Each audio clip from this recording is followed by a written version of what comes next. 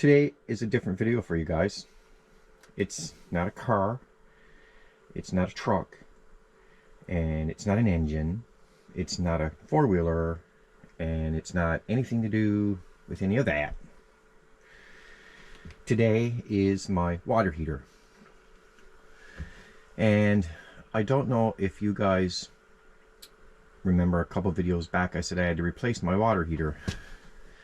This is my laundry room slash,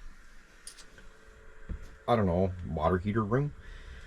So I had to purchase a new water heater. No, I don't have PEX pipe, I'm sorry.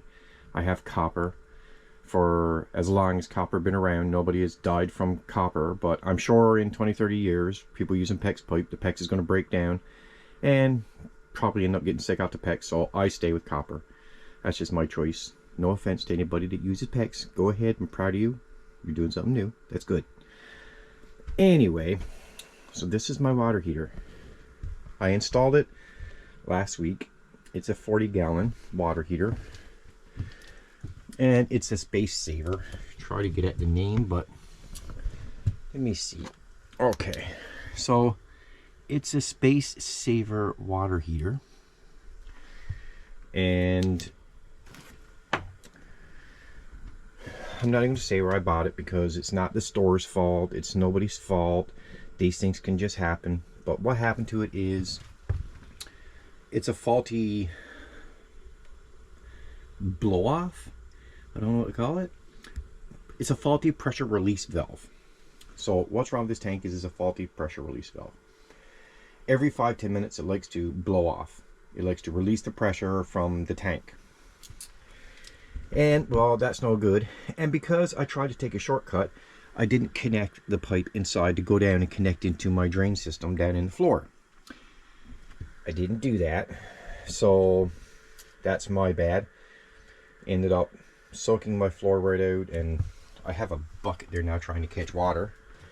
But right now I have the tank completely shut off on the hot and the cold, and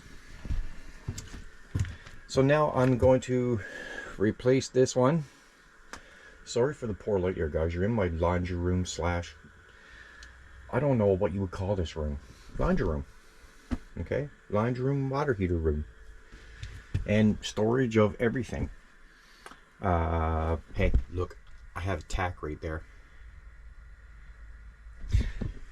Anyways, so I'm going to take you guys with me on this little journey of replacing this one. I'm going to go and pick up a new one, and then I'm going to install it.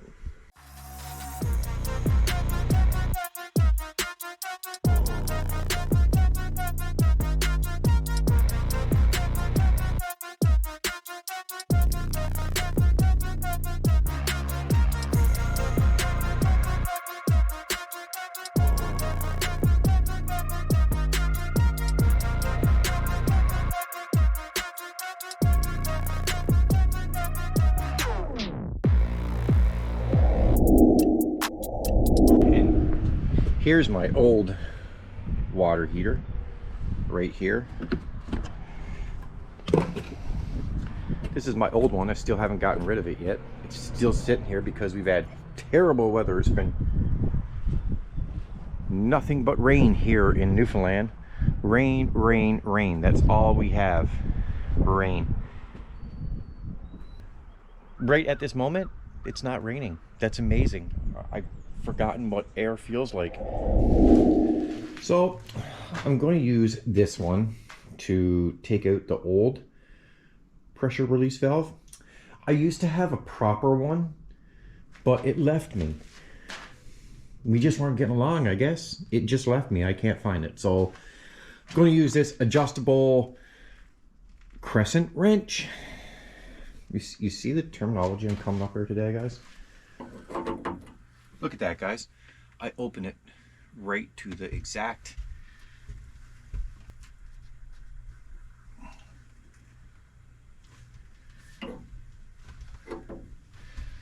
there's a lot of things I'm hoping is not going to happen here.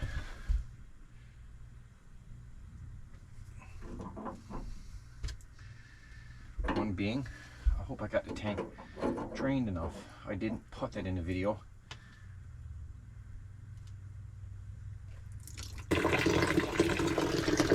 So guys,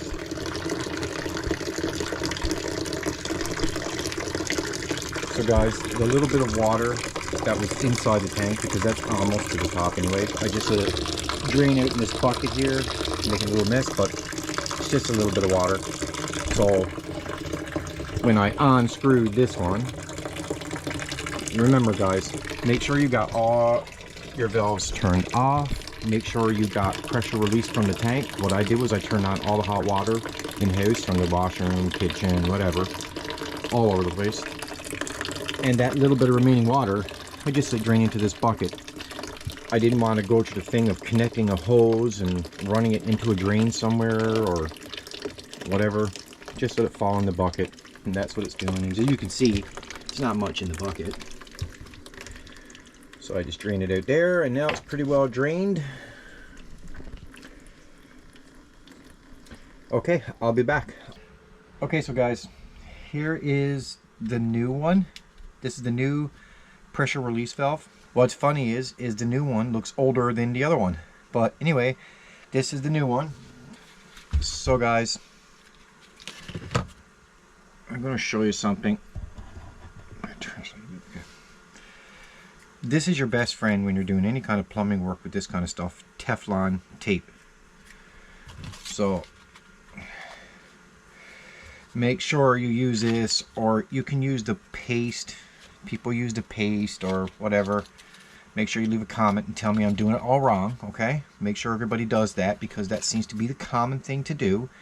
Everybody feels that they know more than others. But this is what I do, and it always works for me. I've been doing this for a lot of years, and I've never had no trouble with Teflon tape, and everything I'm doing here I've done a million times over. Not in my own house. So put this on.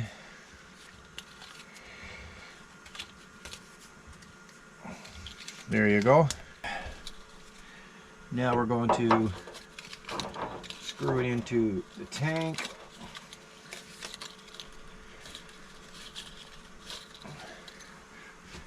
I don't know what you guys can see. I'm screwing it on by hand first, hand tight first.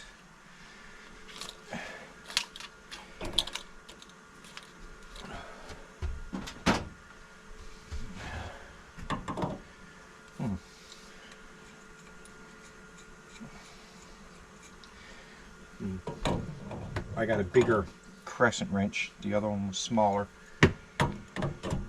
Okay, now let's tighten this up and hope for the best.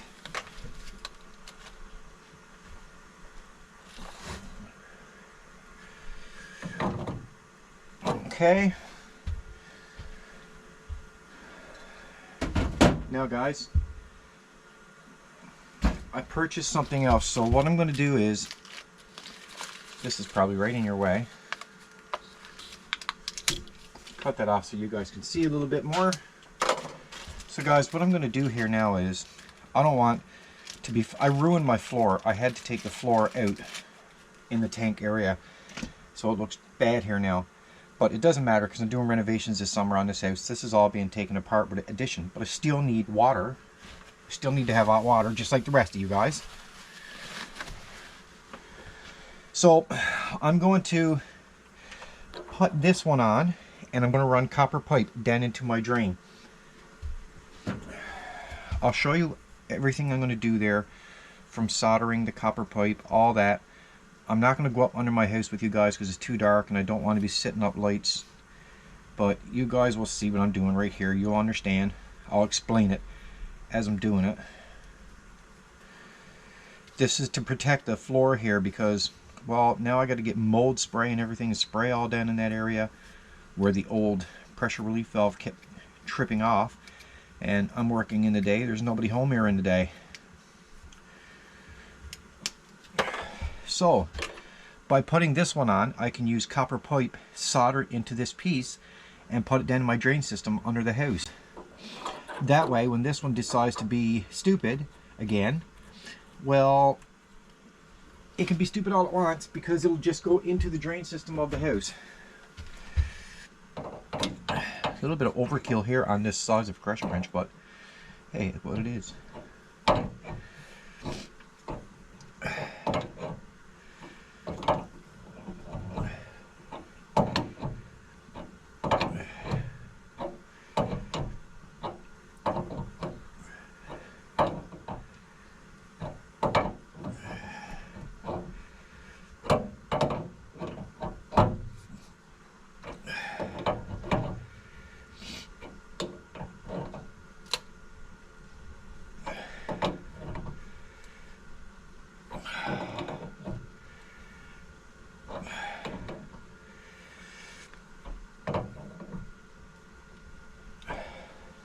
So guys, I'm going to turn this tank on now, okay?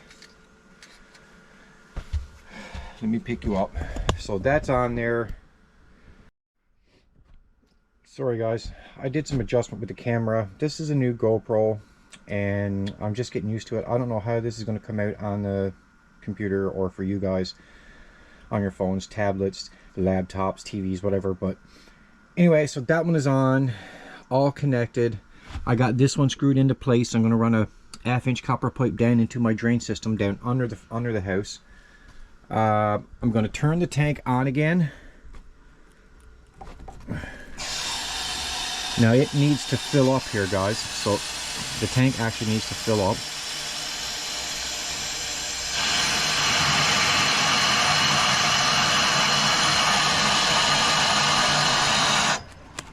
Okay, so now you guys are saying, okay, but you're getting here in the tank. No, I'm not.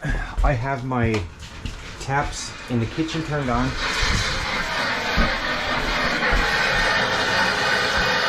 I have this one turned on.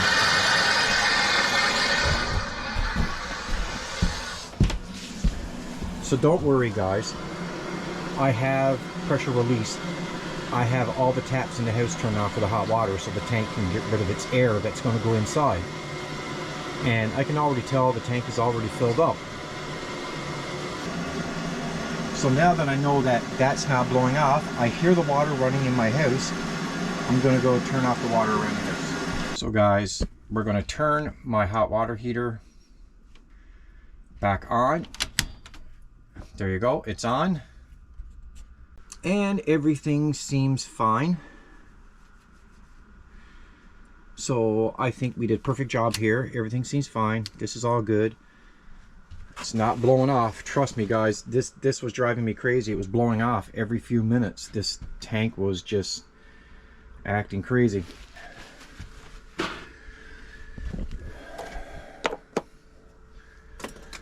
Okay, so our next step is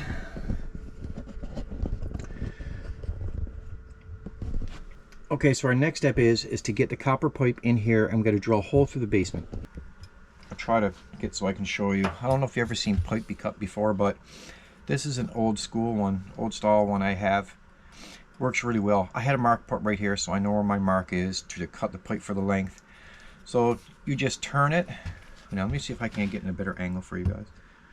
Here we go. So you just turn the handle, twist it around, keep turning it, readjust, keep tightening the handle every couple turns. Tighten the handle some more, keep turning, tighten it a little bit more, keep turning. And I bet this is the last turn because I can feel it in the pipe.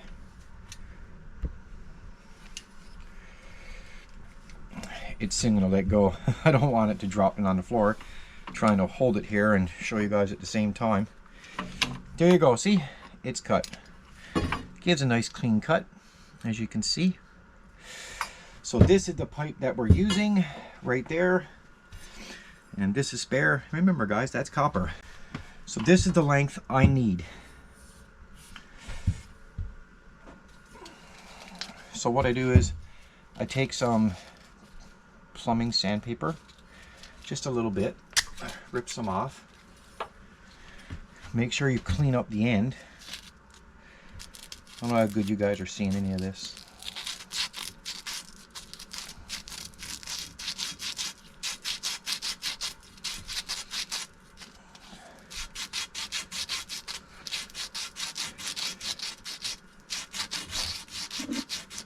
I clean it up like that, and this is flux. This makes the solder really bind into the copper. Gross, because I don't like using my finger in this stuff, but hey, it's what it is. It's all I have left, so I gotta put it on, get it on there good.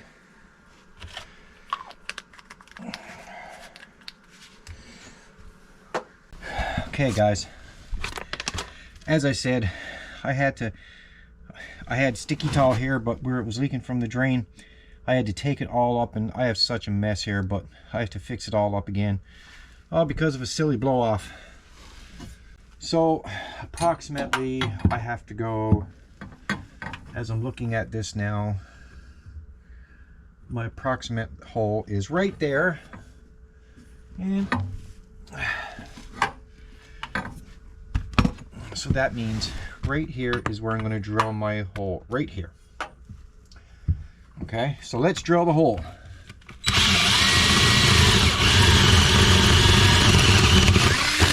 Okay, so there's the hole. All I have to do, guys, like I said, I'm not going to bore you guys with going underneath the house and doing that. I'm not going to do that. So we fit this one down through the hole right here, and this one up here now.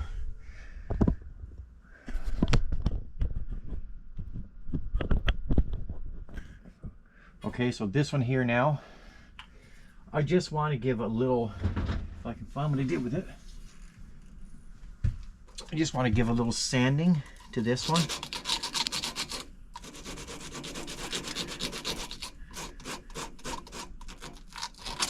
Okay.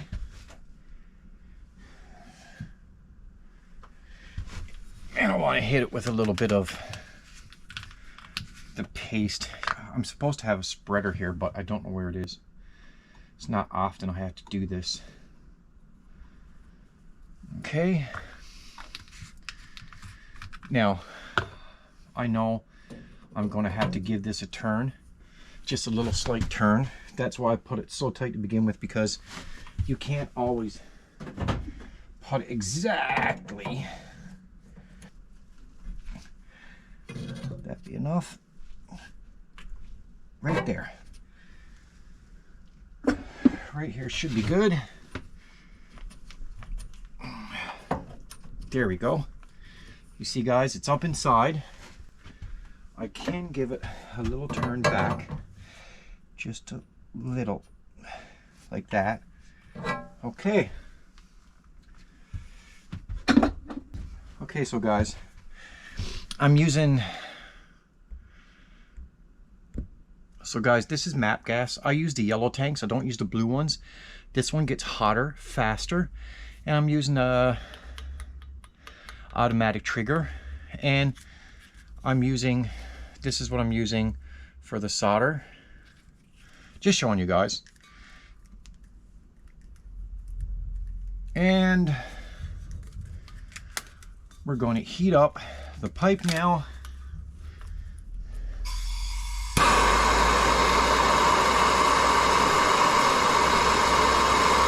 You notice I'm heating a little bit down below. I'm doing it on purpose.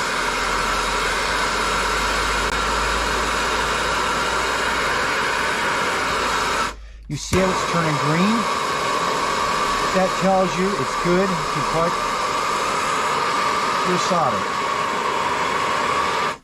And there you go, that's it. Once you know it's green, you can look at it and you can see it's a perfect solder all the way around. That's how it is. That's how it's done. That's it. I'm done. The tank is turned back on. Everything seems to be fine. And now, if it blows off anymore, I've already went down underneath my house and I've done all the connections down there. Now all I got to do, and I'm not going to bore you guys with that, I got to fix my floor in here. And then that's all done. So thanks for watching, guys. I know this one's a little bit of a surprise video. It's supposed to be working on the 350. Don't worry, I'm getting to it. I just had this little glitch. So guys, thanks for watching. Don't forget to leave me a like down right there, a subscribe down right here, and guys, go check out my merch down there. All right, guys, thanks. See you on the next one. Southside Boy Styles out.